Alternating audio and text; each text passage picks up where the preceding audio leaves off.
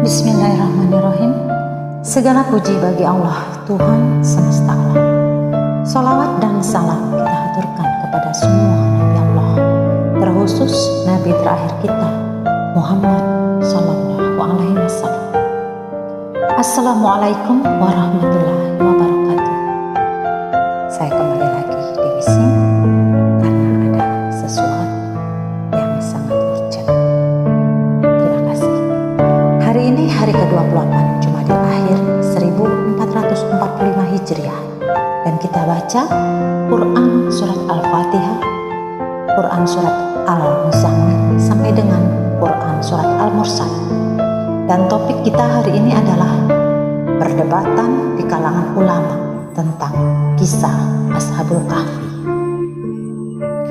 Beberapa waktu yang lalu ulama Malaysia memperdebatkan perkara kisah Ashabul Kahfi. Seseorang dari mereka mengatakan bahwa kisah Ashabul Kahfi adalah kisah sebelum diturunkannya Al-Quran. Jadi akidah yang diperjuangkan adalah bukan akidah Islam. Benarkah demikian? Bagaimanakah penjelasannya dari eskatologi Islam berdasarkan Al-Quran dan hadis? Seperti kita ketahui, agama-agama yang dibawa oleh para Rasul Allah adalah agama Islam, dan dari Nabi Ibrahim sampai dengan Nabi Muhammad, dan pengikut-pengikutnya disebut Muslim. Jadi kata Islam dan Muslim bukan hanya milik pengikut Nabi Muhammad Sallallahu Alaihi Wasallam, dan terbukti kisah ini juga ada di dalam kitab-kitab Allah sebelum Al-Quran diturunkan. Seperti dalam kitab Injil dalam agama Nasrani. Lalu apakah agama Nasrani atau Nasoro atau Kristen itu kafir? Setelah peristiwa penyalipan, Allah sangat murka dengan peristiwa itu, sehingga kaum Bani Israel diusir dari kota Yerusalem. Mereka dilarang untuk kembali dan mengakui kota itu kembali sampai Ya'juj dan Ma'juj dilepaskan. Quran surat Al-Anbiya 96. Dalam Al-Quran, mereka yang mengakui Isa putra Maryam sebagai Al-Masih disebut sebagai Nasrani atau Nasoro, dan mereka yang menolak Al-Masih disebut Yahudi. Lalu umat Nasrani Allah biarkan sampai ke kota Konstantinopel tanpa peperangan, dan Yahudi dibiarkan Allah berdiaspora ke seluruh dunia. Berjalannya waktu, umat Nasrani atau Nasoro atau sekarang mereka sebut Kristen terbagi menjadi dua, yaitu kekristenan Timur atau Ortodoks Rusia dan kekristenan Barat. Perbedaan antara kedua kekristenan tersebut terletak pada keyakinan mereka tentang asal-muasal Ruhul Kudus.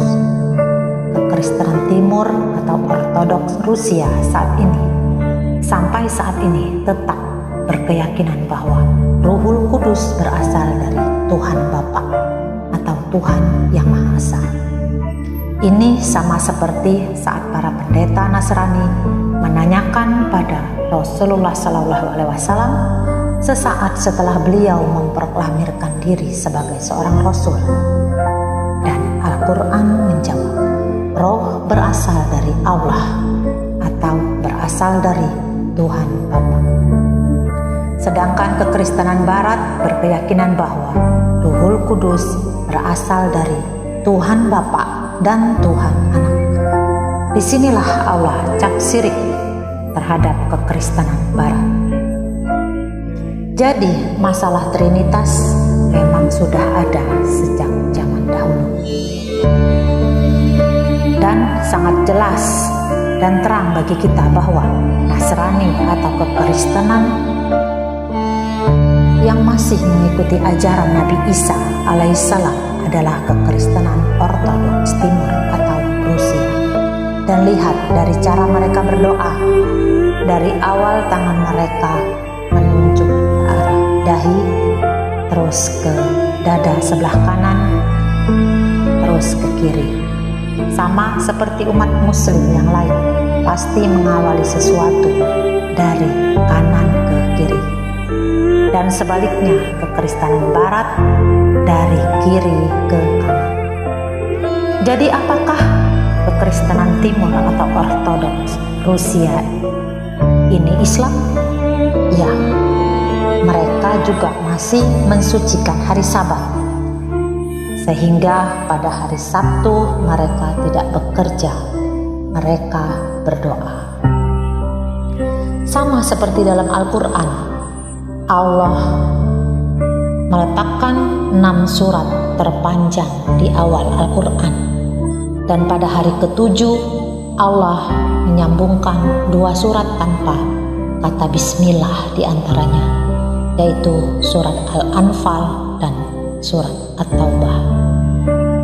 Ini dimaksudkan Allah untuk memperingati 6 hari penciptaan alam semesta. Inilah sebabnya mengapa umat Islam disunahkan membaca Al-Quran sesuai petunjuk Allah dan Rasul-Nya. Karena semua surat-surat yang diatur Allah dalam Al-Quran ada maknanya. Tapi sesosok jasad atau dajjal telah membuat Al-Quran berdasarkan juz-juz sehingga menjadi 30 juz. Padahal hari di bulan Hijriah harus melihat hilal untuk mendapatkan hari ke-30. Inilah fitnah dajjal dalam sistem waktu. Dan ini juga diungkapkan pada kisah Ashabul Kahfi. Selain itu, pesan untuk uang sunnah, dinar dan dirham juga terdapat di kisah ini. Inilah kenapa kisah Ashabul Kahfi ini diturunkan Allah dalam semua kitab-kitab Allah, karena mengandung pesan penting untuk umat Islam di akhir zaman. Sehingga diharapkan para ulama-ulama kita mengerti akan bahaya fitnah dajjal. Wallahu a'lam bishawab.